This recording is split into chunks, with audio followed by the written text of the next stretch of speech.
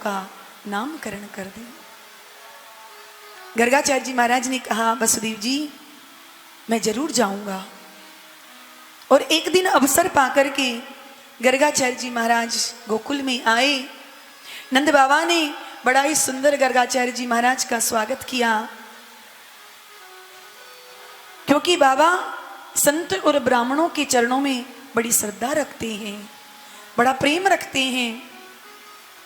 गर्गाचार्य जी को प्रणाम करके बाबा ने पूछा, महाराज जी मेरे घर में 2 बालक हैं, पर जब से मेरे घर में छोटे लाला का जन्म हुआ है तब से कोई ना कोई उत्पात होता ही रहता है। आप जरा देख करके बताइए ना कि मेरे लाला के ग्रह नक्षत्र सब ठीक तो हैं।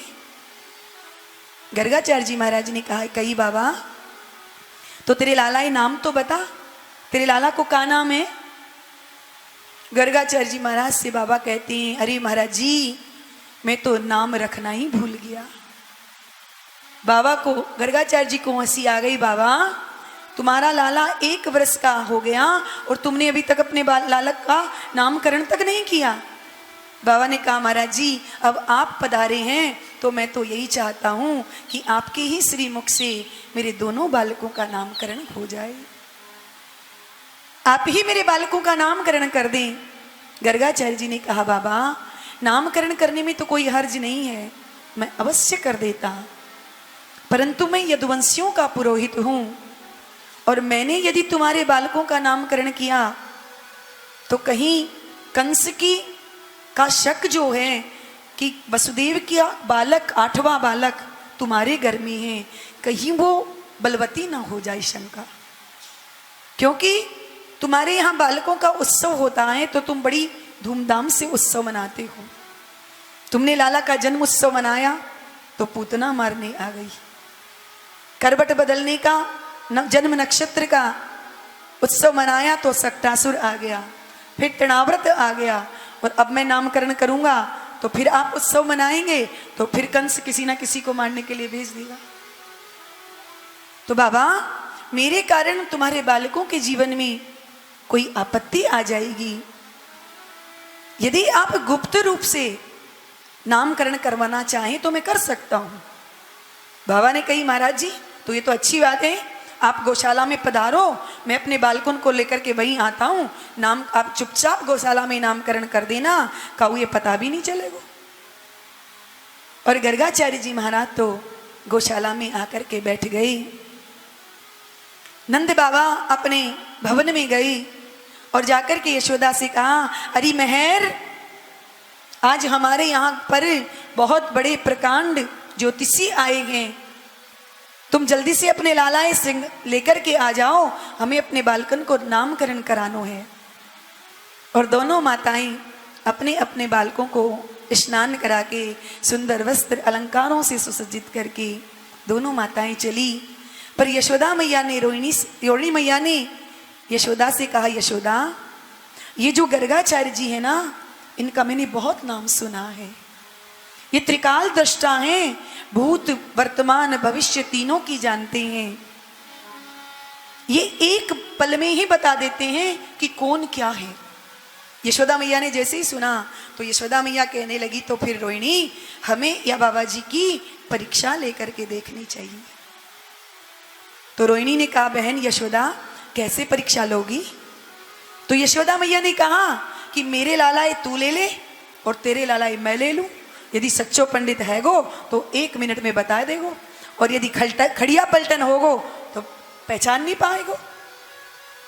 और दोनों माताएं अपने अपने बालकन की अदला बदली करके गर्गाचार्य जी महाराज के पास में गौशाला में आई।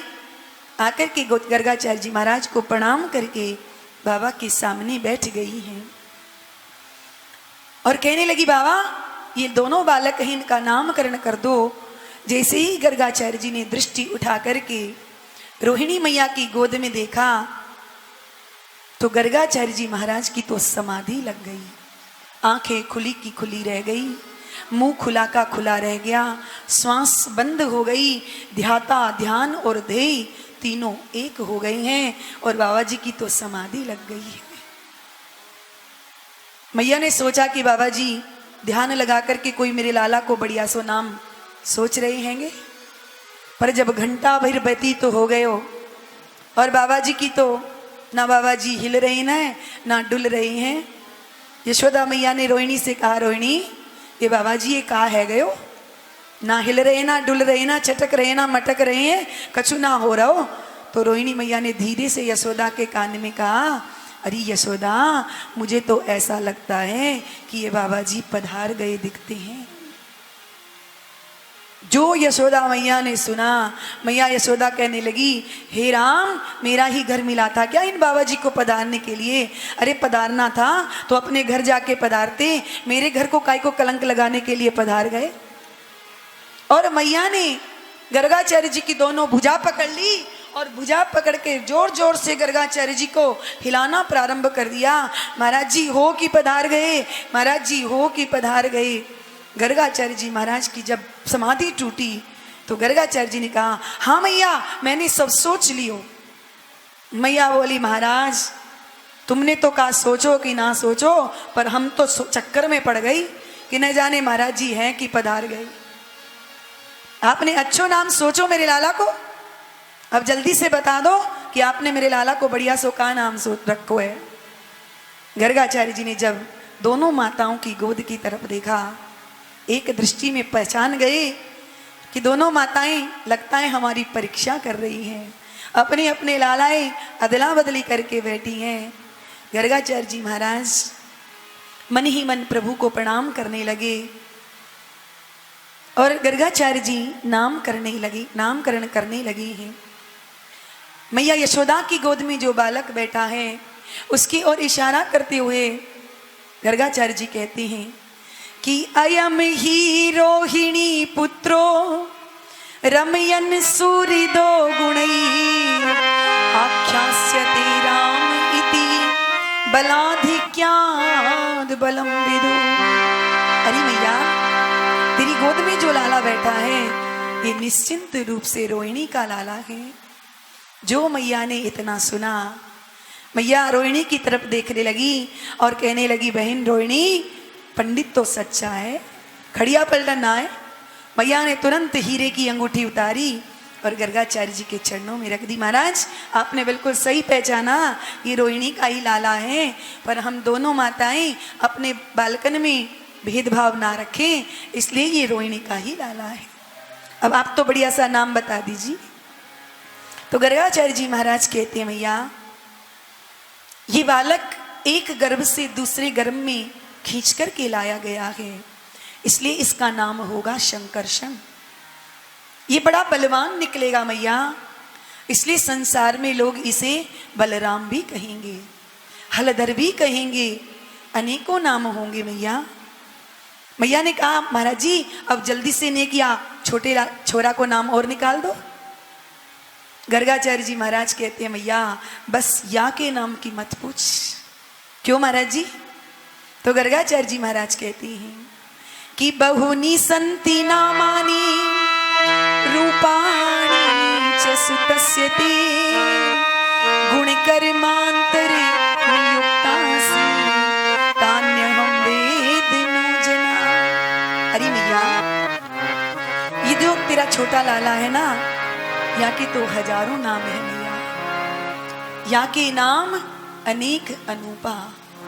मैया इसके अनेकों नाम होंगे, विष्णु सहस्त्र नाम, गोपाल सहस्त्र नाम, सब यही के नाम ते भरे पड़े हैं मैया।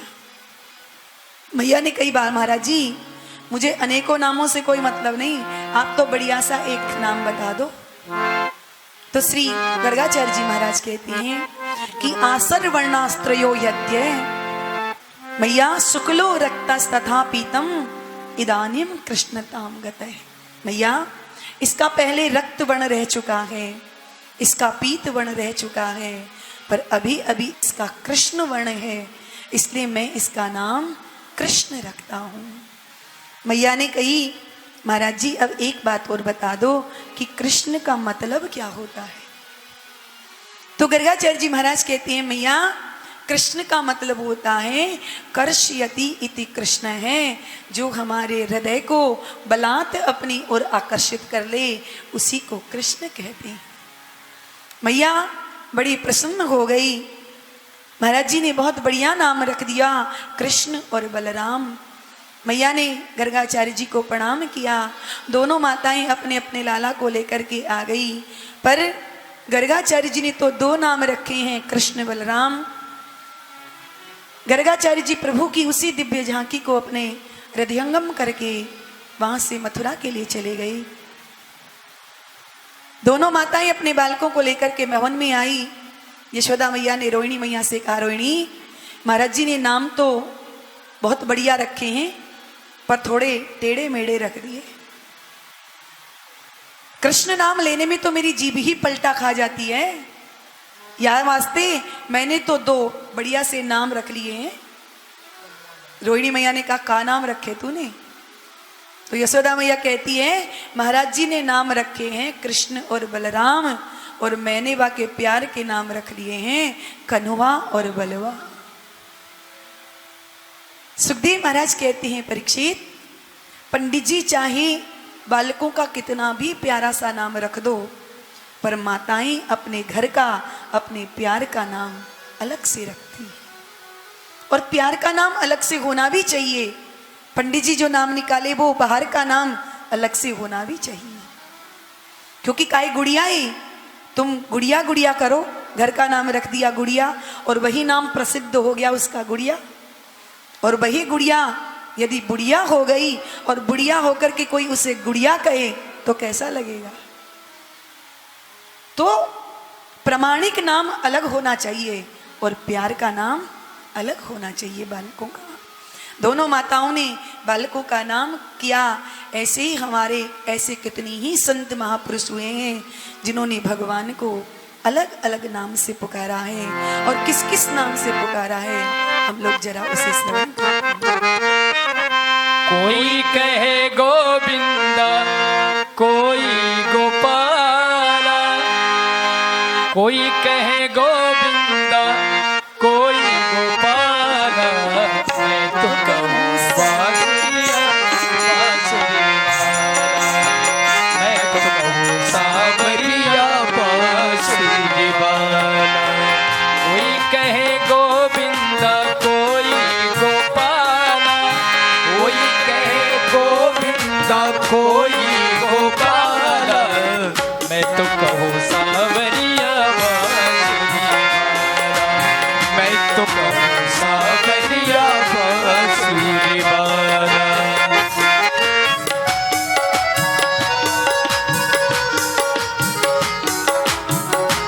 कोई कहे गोविंदा, कोई गोपाला, कोई कहे गोविंदा, कोई गोपाला, मैं तो कहूँ सांवरिया बांसुरी वाला, मैं तो कहूँ सांवरिया बांसुरी वाला। राधा ने श्याम कहा, मीरा ने गिरधर, राधा ने श्याम कहा, मीरा ने गिरधर, राधा ने श्याम कहा, मीरा ने गिरधर, राधा ने श्याम कहा, मीरा ने गिरधर, कृष्णा ने कृष्ण कहा, खूब जान नटवर, कृष्णा ने कृष्ण कहा, खूब जान नटवर, ग्वालों ने तुमको पुकारा गोपाला, ग्वालों ने तुझको पुकारा गोपाला, मैं तो कहूँ सांवरिया बांसुरी वाला, ओ मैं तो कहूँ सांवरिया बांसुरी वाला। कोई कहे गोविंदा, कोई गोपाला, कोई कहे गोविंदा, कोई गोपाला, मैं तो कहूँ सांवरिया बांसुरी वाला, ओ मैं तो कहूँ सांवरिया बांसुरी वाला। गोविंदा बोलो गोपाला, बोलो गोविंदा बोलो गोपाला।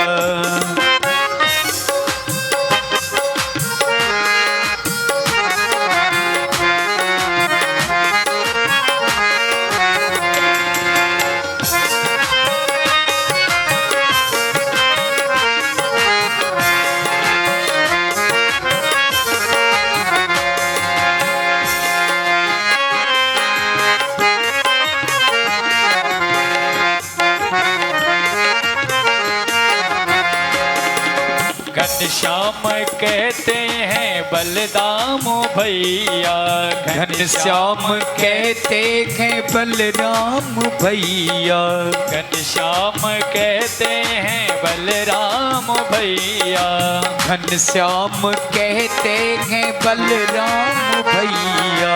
यशोदा पुकारे कृष्ण कन्हैया, यशोदा पुकारे कृष्ण कन्हैया, यशोदा पुकारे हैं कृष्ण कन्हैया, यशोदा पुकारे हैं कृष्ण कन्हैया। सूरज के आंखों के तुम हो उजाला, सूरज के आंखों के तुम हो उजाला,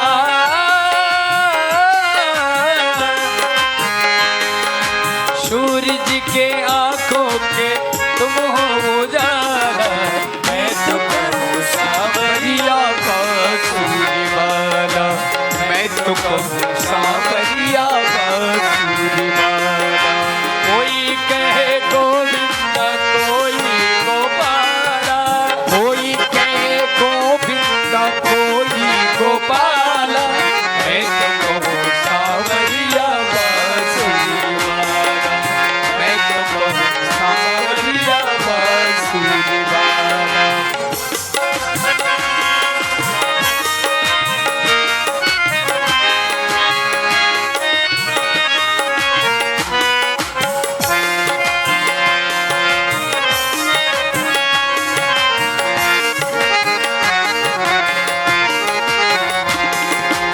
भीष्म जी के बनवारी अर्जुन के मोहन, भीष्म जी के बनवारी अर्जुन के मोहन, भीष्म जी के बनवारी अर्जुन के मोहन, भीष्म जी के बनवारी अर्जुन के मोहन। छलिया के करके पुकारे दुर्योधन, छलिया के करके पुकारे दुर्योधन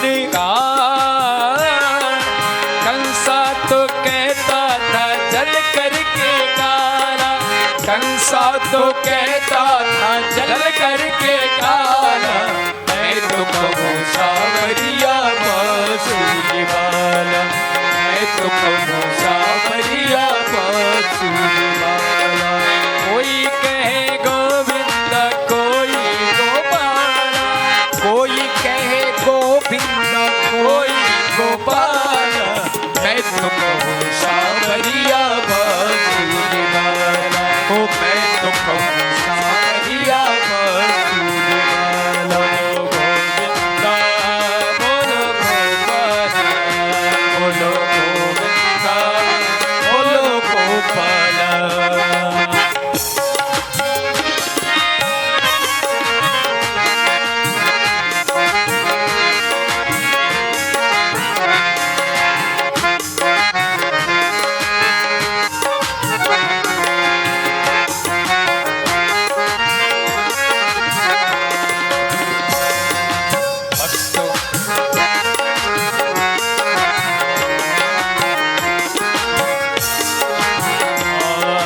भक्तों के भगवान संतों के मोहन, भक्तों के भगवान संतों के सब, भक्तों के भगवान संतों के केशव, ना कोई गोपाला, कोई कहे गोविंदा कोई गोपाला, मैं तो कहूँ सावरिया बांसुरी वाला, मैं तो कहूँ सांवरिया बांसुरी वाला। ओ कोई कहे गोविंद कोई गोपाला, कोई कहे गोविंदा कोई गोपाला, कोई कहे गोविंद कोई गोपाला, कोई कहे गोविंदा कोई गोपाला, मैं तो कहूँ सांवरिया बांसुरी वाला, मैं तो कहूँ सांवरिया बांसुरी वाला, मैं तो कहूँ सांवरिया बांसुरी वाला, मैं तो कहूँ सांवरिया सावरिया।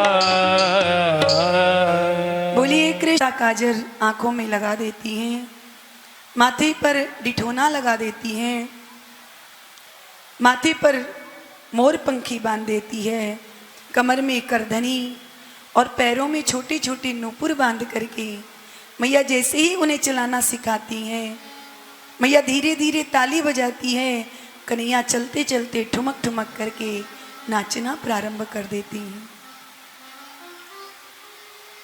दोनों भैया अंगुली पकड़ करके मैया की चलना सीख रहे हैं। ऐसी अद्भुत झांकी प्रभु की है। आंगन में दोनों भैया इधर से उधर क्रीड़ा करते हैं। कभी कभी मैया दोनों का श्रृंगार कर देती हैं तो दोनों भैया घुटनों घुटनों चलते हुए गौशाला में चले जाते हैं।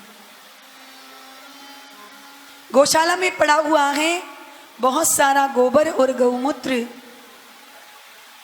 गोविंद उस गोबर और गौमूत्र को उठा करके अपने शरीर पर लगा लेते हैं और दाऊ जी से कहते हैं, भैया जब भी कोई होता है, कोई अलाई बलाई आती है, मैया सबसे पहले हमें गौमूत्र से स्नान कराती है, गोबर से स्नान कराती है, क्यों ना आज अपने आप ही स्नान कर ले।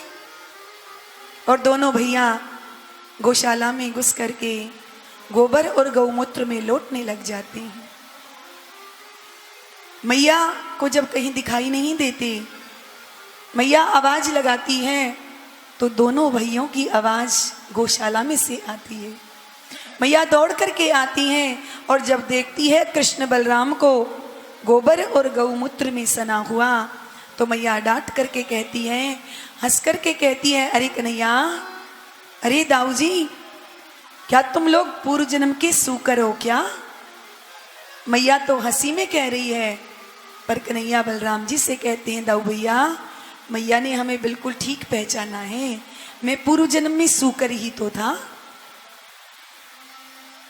कि पंकाभिषिक्त सकला वैवं विलोक्य दामोदरं वदति कोपवसाद् यशोदा त्वं सूकरोऽसि गत जन्मनि पूतनारे इत्युक्ति सस्मित मुखो वतुलो मुरारी।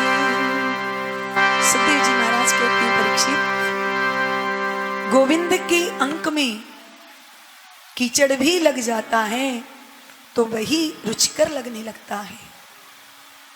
हम लोग तो अपने आप को क्रीम पाउडर आदि लगा करके सुंदर बनाते हैं, सजाते हैं, पर भगवान के श्री अंग में तो धूल मिट्टी भी लग जाती है, कीचड़ भी लग जाता है, तो वही उनके सौंदर्य को बढ़ाने वाला हो जाता है।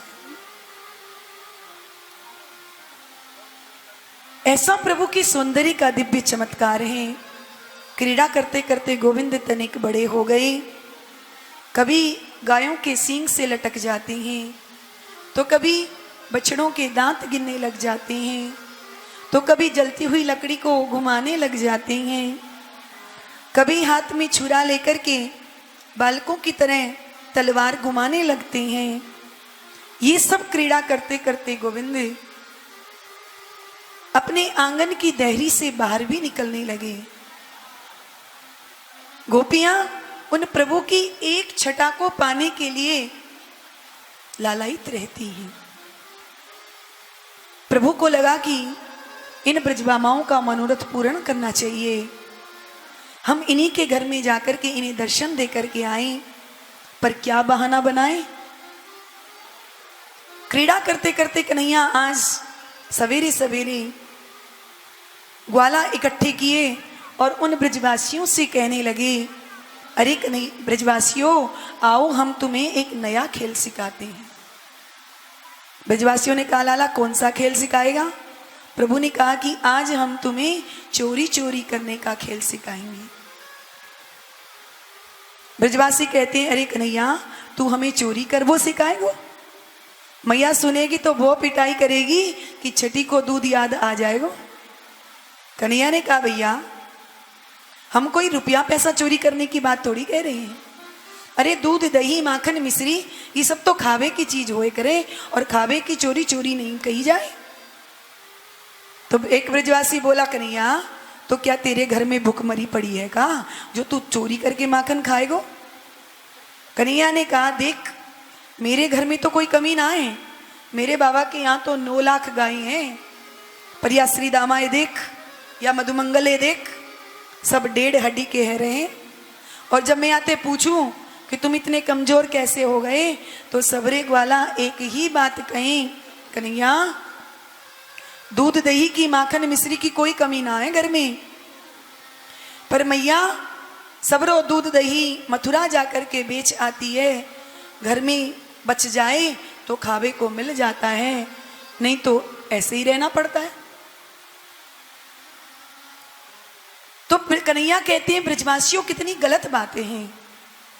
गैया चराने के लिए हम ब्रज के ग्वाला और दूध दही खाने के लिए मथुरा के लाला।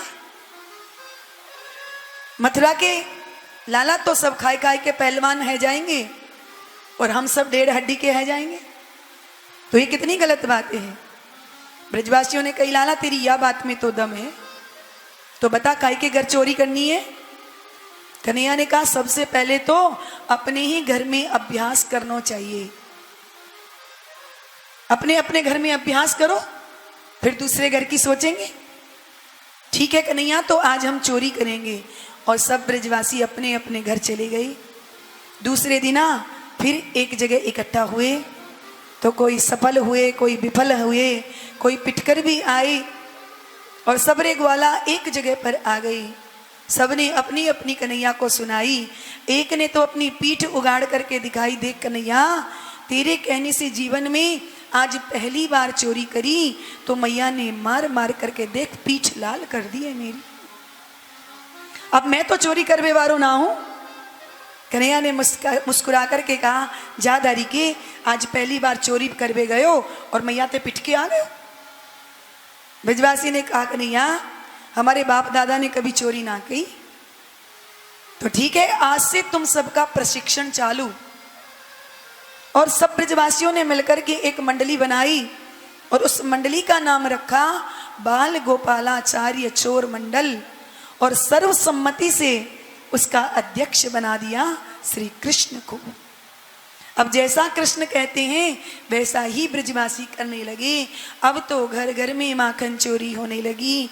जब भी गोपियों को गोविंद के दर्शन की आकांक्षा होती है, गोपियां किसी ना किसी बहाने से, उल्हाने के बहाने से मैया के घर पहुंच जाती हैं कन्हैया का दर्शन करने के लिए। और कन्हैया उन ब्रजबामाओं के घर घर में जाकर के माखन की चोरी करने लगे।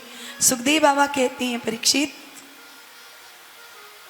इन ब्रजबामाओं का मनोरथ पूर्ण करने के लिए ही प्रभु ने ये माखन की चोरी की थी।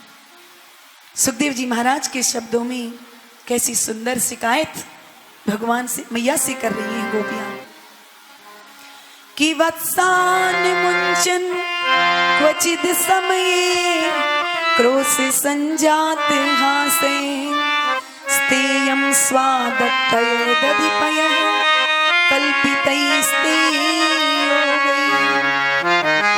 मरिकान भोज्यत विभजति सचे नति भाण्डं विनति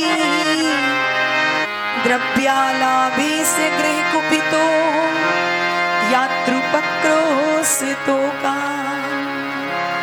एक एक गोपी मैया को शिकायत करती हैं, एक गोपी शिकायत करती है और सारी गोपियां लाला का दर्शन करती हैं शिकायत के बहाने।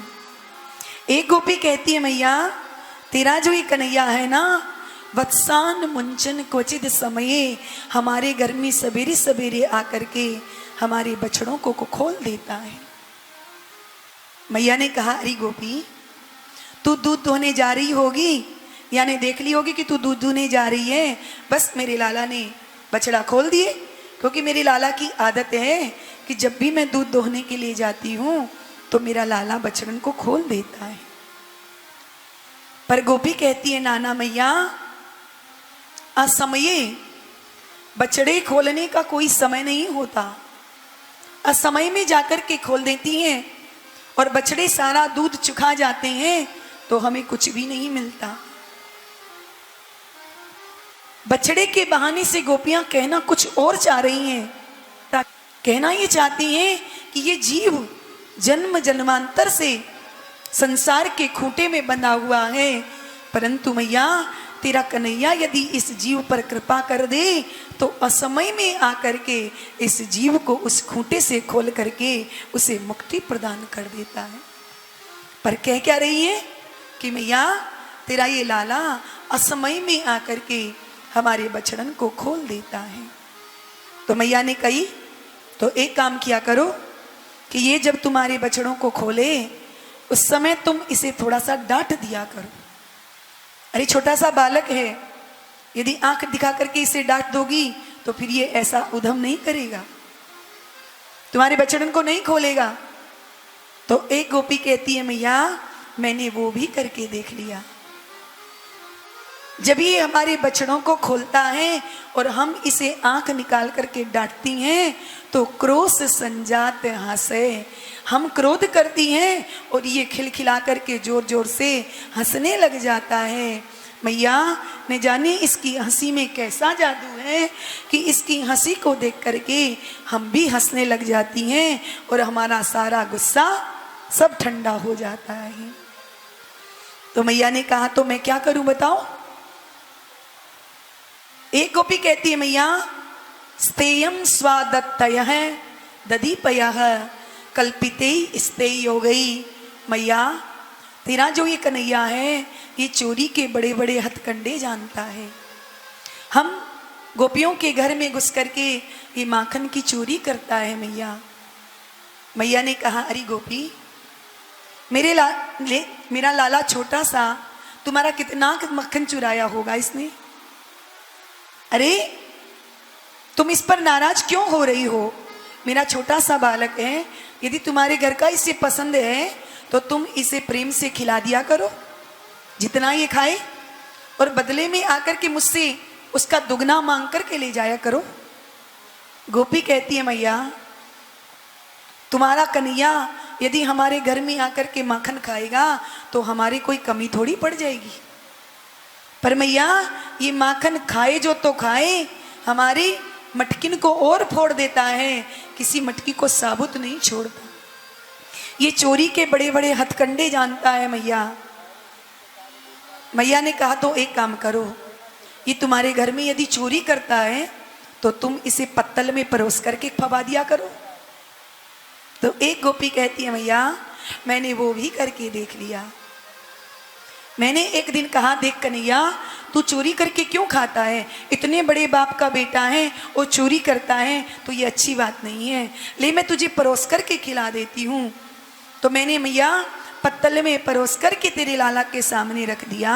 तो जानती है मैया तेरा ये कन्हैया मुझे क्या कहता है, अरे गोपिन मेरे घर में कोई कमी ना है जो मैं तेरे घर का माखन खाऊंगा। मेरे बाबा के यहाँ 9 लाख गाय हैं। तो मैंने कहा कन्हैया यदि तू इतनी ही बड़े बाप का बेटा है तो फिर चोरी क्यों करता है मेरे घर में। तो जानती हो मैया क्या कहता है कि अरे गोपी चोरी के माल में स्वाद बहुत आता है, इसलिए चोरी करके खाता हूं। अब बता मैया चोरी करके खाता है, परोस करके देती हैं तो कहता है कि चोरी के माल में स्वाद अधिक आता है। अब तू ही बता कि हम क्या करें। तो मैया ने कहा देखो एक काम करो कि तुम दूध दही माखन को छीके से टांग दिया करो, छीका ऊंचा होगा और ये छोटा सा बालक वहां तक पहुंचेगा नहीं तो तुम्हारा दूध दही भी खराब नहीं होगा। तो तीसरी गोपी ने कहा अरे मैया मैंने वो भी करके देख लिया है। मैंने अपने आंगन में एक पीपल का वृक्ष लगा था, उसी पीपल के वृक्ष पर छीके से मैंने दूध दही माखन सब टांक दिया, परंतु मैया मरकान भोक्षत विभजती सैचेन्नति भांडम भिन्नति। ये तुम्हारा कन्हैया चोरी के बड़े बड़े हथकंडे जानता है। मैंने जब दूध दही माखन मिश्री को ऊपर रख दिया तो ये अकेला चोरी नहीं करता मैया, इसने पूरी मंडली बना रखी है और उस मंडली का नाम है बाल गोपालाचार्य चोर मंडल और सबके अध्यक्ष हैं तुम्हारी ये कन्हैया। मैया तिरछी दृष्टि से कन्हैया की ओर देखने लगी और कन्हैया से कहने लगी, क्यों रे कन्हैया, तू इन बूढ़ी गोपिन को परेशान करता है। कन्हैया ने तुरंत रोनी सी सूरत बना ली। मैया को कन्हैया की रोनी सी सूरत पर दया आ गई कि ये सब गोपियां भी उलाना दे रही हैं और मैं भी कन्हैया को डांटूंगी तो मेरा छोटा सा कन्हैया डर जाएगा। मैया ने तुरंत कन्हैया के मस्तक पर अपना हाथ रख दिया और गोपियां मैया को उलाना देने लगी। और यही छवि का दर्शन करने के लिए घंटों गोपियां मैया को उलाना देती थी। एक गोपी कहती है, मैया मेरे घर में मैंने दूध को छींके से टांक दिया तो न जाने कन्हैया चोरी करने के लिए आया। जब छींके से टकी मटकी को देखा तो न जाने कहां से 20 हाथ का बांस ले आया और नीचे से मटकी में टुक, मटकी में छेद हो गया और ओक लगा करके सारा का सारा दूध पी गया। मैं जैसे ही इसे पकड़ने के लिए आई तो वो सारा दूध इसने मेरे मुंह पर फेंक दिया। मैया अब तू बता क्या करें। दूध माखन मिश्री खा ले कोई बात नहीं, लेकिन मरकान भोक्षत विभजती सैचेन्नम भांडम बिनती। मैया एक दिन तेरा कन्हैया मेरे यहाँ चोरी करने के लिए गया पर मेरे घर में ना तो गाय है और ना गोरस है। तो मैया ने कहा तो फिर तुम्हारे घर पे क्या चोरी की। तो कन्हैया ने कहा, मैया मेरे घर में ना माखन ना गोरस कुछ भी नहीं था। तुम्हारा कन्हैया मेरे घर में चोरी करने के लिए चला गया, पूरे घर में इसने ढूंढ लिया पर खावे पीवे की से कुछ भी वस्तु नहीं मिली। मैं अपनी पड़ोसन के गई हुई थी किसी काम से, जब घर में कुछ नहीं मिला तो घर पर ही गुस्सा करने लगा, राम राम ये घर है कि मरघटा है, ऐसे घर को तो आग लगा देनी चाहिए। और ये गुस्सा करते हुए मैया एक कमरे में घुस गया और बा कमरे में मेरी एक 15-16 साल की एक छोरी खटिया पर सोई हुई थी, बाकी चुटिया नेक लंबी थी। तुम्हारे छोरा ने क्या करी मैया कि मेरी लाली की चुटिया खटिया की पटिया से बांध दी। मेरी लाली गहरी नींद में सोई हुई थी। तुम्हारे लाला ने उस लाली के कान के पास जाकर के जोर से कहा, हवा। और हवा की बात सुनते ही मेरी लाली जो गहरी नींद में सोई थी वो एकदम खड़ी हो गई और जैसे ही खड़ी हुई बाकी चुटिया तन गई और खटिया भी साथ साथ खड़ी हो गई। अब तो मेरी लाली जोर जोर से रोने लगी, अरे मैया मुझे हवा ने पकड़ लियो है, अरे मैया मुझे हवा ने पकड़ लियो। मैं जैसे ही पड़ोसिन के यहाँ से दौड़ करके आई तो क्या देखा मैया कि तेरा लाला मेरे भवन से घर से निकल करके भाग कर जा रहा है। मैं सब समझ गई। मैं दौड़ करके आई और अपनी लाली की चुटिया को खटिया की पटिया से बंधा हुआ देखा तो मैंने लाली की चुटिया खटिया की पटिया से खोली और लाली से कहा, लाली कोई हवा ववा नहीं है, ये नंद का लाला ही घर घर में हवा बना फिरता। वो भी कहती है, मैया जागर दूध दही माखन हो वो परेशान और जागर दूध दही माखन ना हो वो परेशान। मैया ये सबको परेशान करता है। मैया तो गोपी यहाँ जब मैया को उलाना देने लगी, मैया ने कहा, अरे गोपियों काऊ दिन पकड़ करके दिखाओगी तब मानूंगी। गोपियां कहती है, मैया तुझे काऊ दिन पकड़ करके भी दिखा देंगी। इस प्रकार से कन्हैया ब्रज में घर घर में चोरी करने लगे हैं और इसी आनंद को लेने के लिए गोपियां आए दिन मैया के आंगन में बहाना बना करके चोरी का उलाने का मैया को आकर के उलाना देती है। ब्रजवासियों का मनोरथ पूर्ण करने के लिए ही गोविंद ने माखन चोरी की लीला की है, क्योंकि गोविंद यदि इनके यहाँ चोरी करने नहीं जाते, गोपियों के यहाँ नहीं जाते हैं तो गोपियों को ऐसे लगता है जैसे हमारा ब्रज कन्हैया के बिना सुना सुना है। सीताराम सीताराम सीताराम। किसी महानुभाव का मोबाइल यहाँ ठाकुर जी के प्रांगण में रह गया है। जिस किसी भी महानुभाव का हो वो आकर के व्यास मंच से ले ले। बोलिए भक्त वत्सल भगवान की। गोपियां सब घंटों प्रभु की प्रतीक्षा करती हैं लाला की, और लाला यदि चोरी करने के लिए नहीं आते हैं तो उन्हें ऐसा लगता है जैसे हमारा जीवन ही सूना है। सूनी है गोकुल नगरिया, आजा आजा सांवरिया।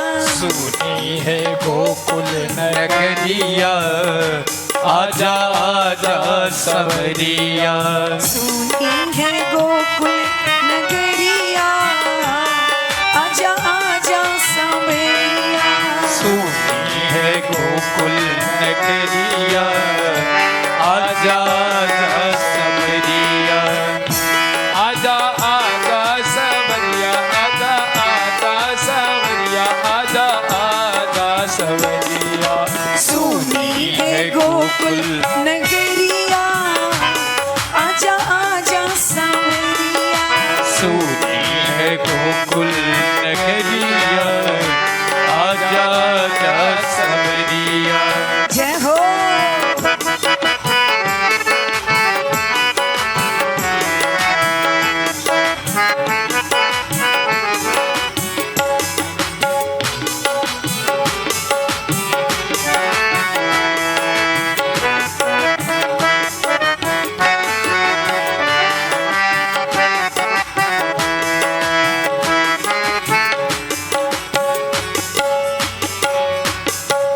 वृंदावन के तुम हो राजा, वृंदावन के तुम हो राजा, वृंदावन के तुम हो राजा।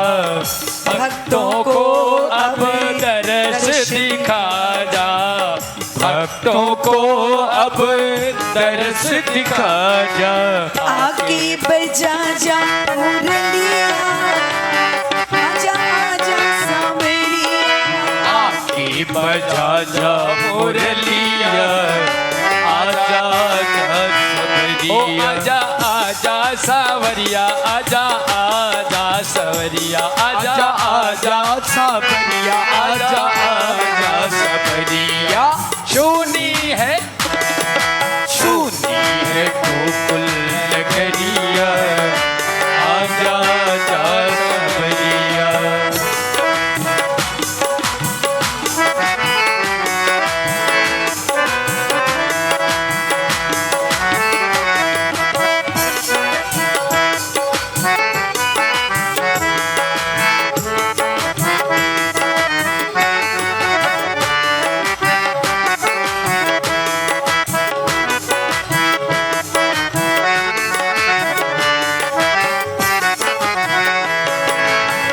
ऐसी प्रीत लगी मन मोहन, ऐसी प्रीत लगी मन मोहन, ऐसी प्रीत लगी मन मोहन। तेरे बिन सखी हो गई जोगन, तेरे बिन सखी हो गई जोगन। ढूंढे नगर और नगरिया, आजा आजा सांवरिया। ढूंढे नगर और नगरिया, आजा आजा ओ सबरिया। आजा आजा सवरिया, आजा आजा सवरिया। आजा आजा सबरिया, आजा आजा सबरिया। सुनी है गोकुल नगरिया, आजा आजा सांवरिया। सुनी है गोकुल नगरिया, आजा आजा सबरिया।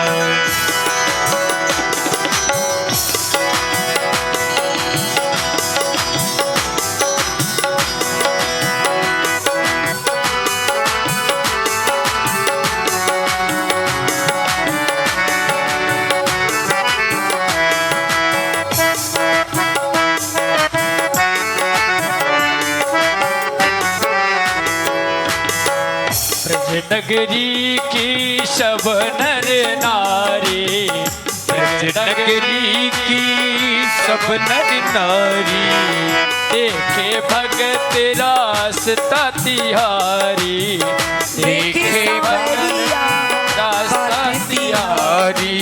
ढूंढे ओ तुझको ढूंढे है गुजरिया, आजा आजा सांवरिया।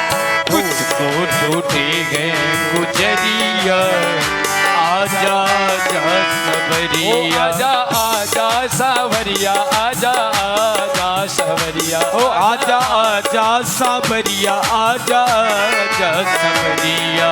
सुनी है गोकुल नगरिया, आजा आजा सांवरिया। सुनी है गोकुल नगरिया, आजा आजा सबरिया।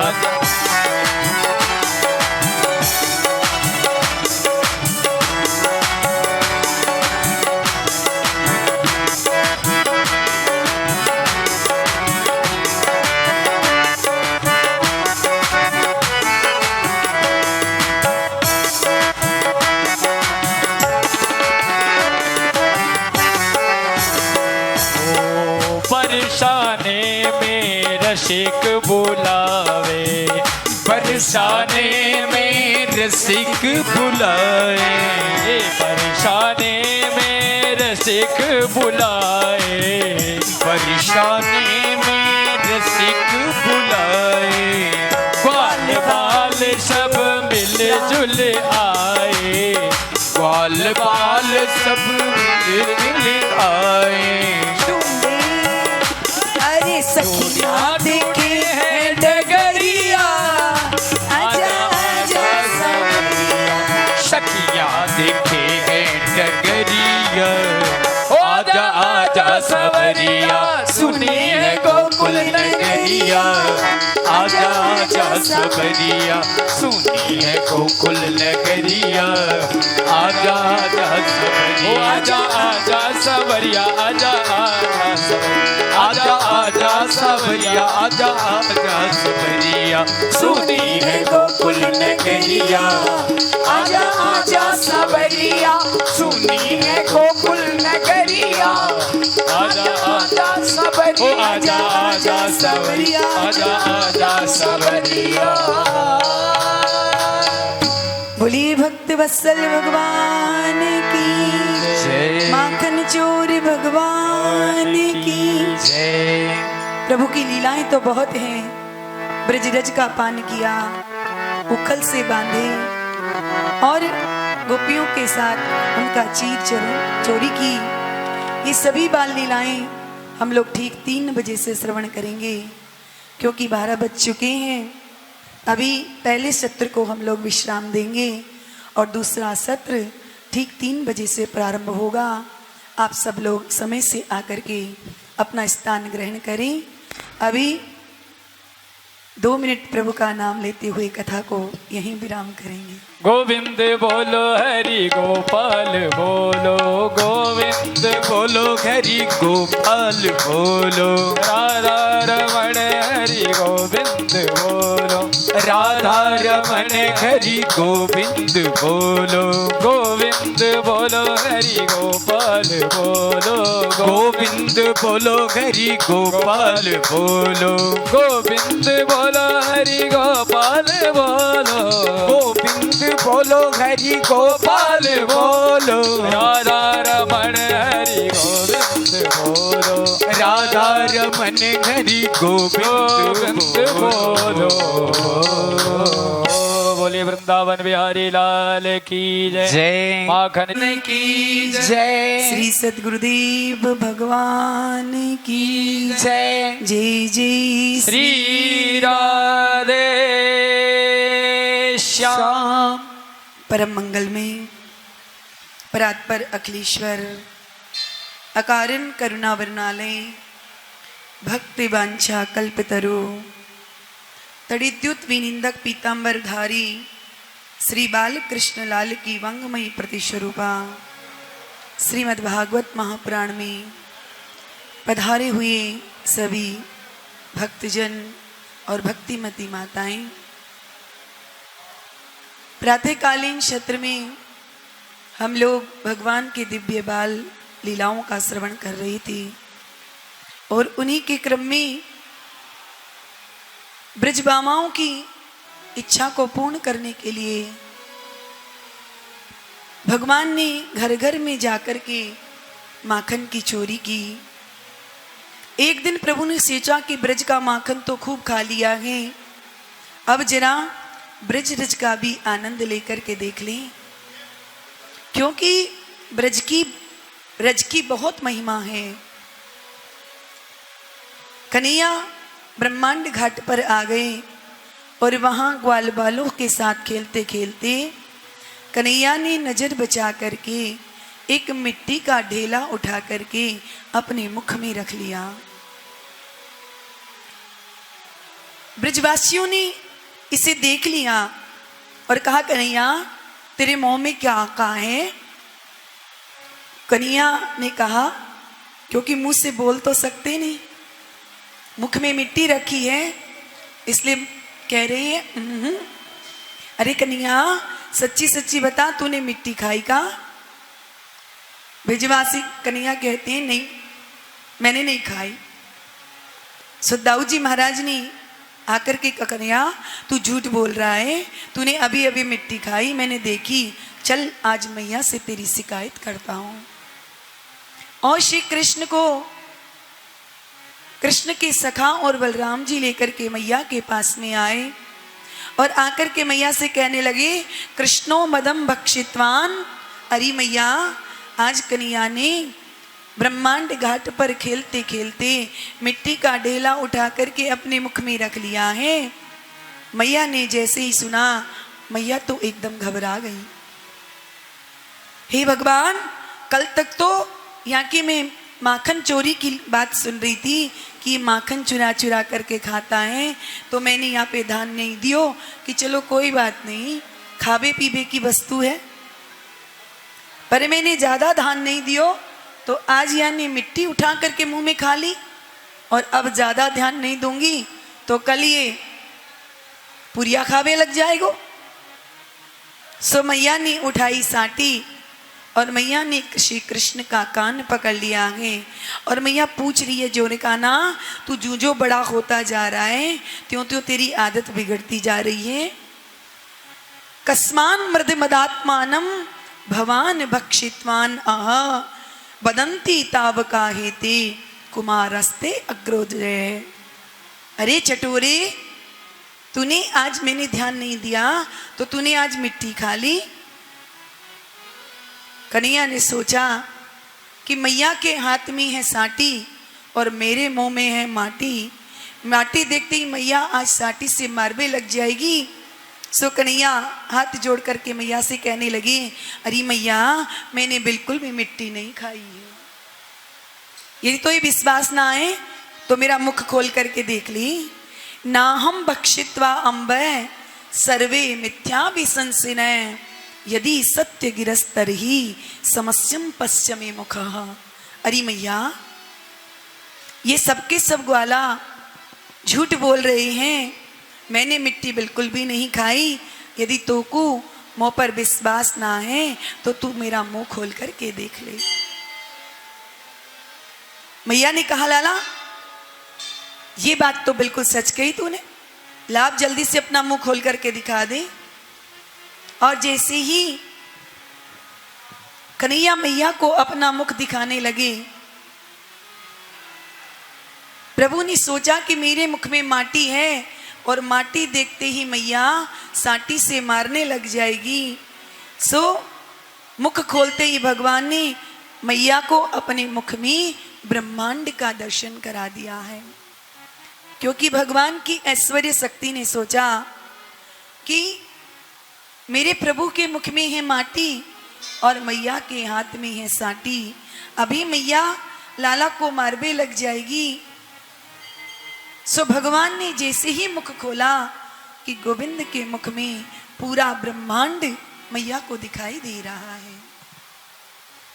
अब तो यशोदा मैया थर थर कांपने लगी हैं। कि स्वप्न एतत्रुत मदेव माया किंबा मदीयो बत बुद्धि मोह अथो अमुस्यैव समर्भिकस्य यकस्य चनोत्पत्ति आत्मयोगः। मैया तो अब आंखें मीड़ मीड़ करके देखने लगी, हे भगवान, ये मेरे लाला के मुख में नदी, पहाड़, पर्वत, सूर्य, चंद्र, तारे, ये सब कहां से आ गए। मैया समझ रही है कि मेरो लाला तो साक्षात भगवान है। भगवान वास्तव में ये भगवान है कि मैं कोई स्वप्न देख रही हूं या काऊ देवता की माया है कि मेरी बुद्धि को भ्रम है। नहीं नहीं, मैं कुछ नहीं, ये निश्चित नारायण है।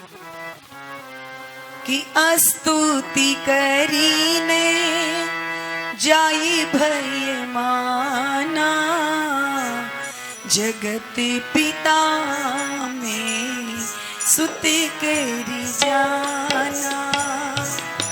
स्तुति आई भय माना जगत पिता में शुद्ध करी जाना। ऐसा ही होगा। स्तुति करीने जाई भय माना जगत पिता में सुत करी जाना। स्तुति करी न जाई। हाथ जोड़ करके प्रणाम करने लगी। भगवान को लगा कि ये माधुर्य शक्ति में ऐश्वर्य शक्ति कहां से आ गई। भगवान ने तुरंत अपना मुख बंद कर लिया और हंस करके मैया से कहने लगी, अरे मैया, सच्ची सच्ची बता, तो को मेरे मुख में मिट्टी दिखाई दी का? मैया तो बेचारी सब कुछ भूल गई। मैया तो थर थर कांप रही है और हाथ जड़ के कहती है, लाला, मैंने तेरे मुख में अभी अभी पूरा उत्तरांचल देखा है। नदी, पहाड़, पर्वत सब मोए तेरे मुख में दिखाई पड़ रहे हैं। कन्हैया ने ताली बजा करके हंसना प्रारंभ कर दिया और कन्हैया कहते, मैया, तेरी बुढ़ापे की आंखें हैं, मुझे तो ऐसा लग रहा है कि तेरी आंखें चकाचौंध खा गई दिखती हैं, इसलिए तुझे उल्टा सुल्टा दिखाई दे रहा है मेरे मुख में। मैया बोली, हाँ लाला, वही तो मैं सोच रही हूं कि नदी, पहाड़, पर्वत सब तेरे मुंह में कहां से आ जाएंगी लाला। और मैया बार बार अपनी आंखें मीड़ मीड़ करके साफ कर करके देखने लगी। कन्हैया ने कहा, मैया, तुझे विश्वास नहीं है तो ले मेरा मुंह खोल कर फिर से देख ले। और कन्हैया ने जब मैया को दिखाया तो मैया को कन्हैया के मुख में कुछ भी दिखाई नहीं दिया। मैया कहती है, अरे कन्हैया, न जाने बुढ़ापे में कौन कौन सी बीमारी लग जाती है। और मैया ने लपक करके श्री कृष्ण को अपने हृदय से लगा लिया। हे भगवान, मुझे तो पता ही नहीं था ये कैसी चकाचौंध मेरी आंखन में आ गई। मैं तो घबरा गई थी। सारी भगवत्ता छोड़ करके मैया फिर कन्हैया को अपने हृदय से लगा करके वही प्यार और वही दुलार करने लगी है। सुखदेव जी महाराज कहते हैं, परीक्षित, नंद और यशोदा पूर्व जन्म के द्रोण और धरा नाम के वसु थे। इन्होंने भगवान का वात्सल्य प्रेम मांगा था। आज प्रभु ने वह उन्हें प्रदान किया। अब एक दिन की बात है कि एकदा गृहदासी सु यशोदा नंद गेहिनी कर्मांतर नियुक्ता सु निर्ममंथ स्वयं ददी यानी यानी च गीतानि तद्बाल चरितानि चे ददी निर्मंथने काले स्मरन्ति तानि गायते। दीपावली का बड़ा ही सुंदर अवसर था। मैया को घर में बहुत सारे काम करने थे। मैया ने सब कामों में दास दासियों को लगा दिया और मैया स्वयं लाला को पलना में सुला के आ गई। पलना में लाला सोए हुए हैं। मैया विचार करने लगी कि मेरा कन्हैया उठते ही माखन मांगेगा,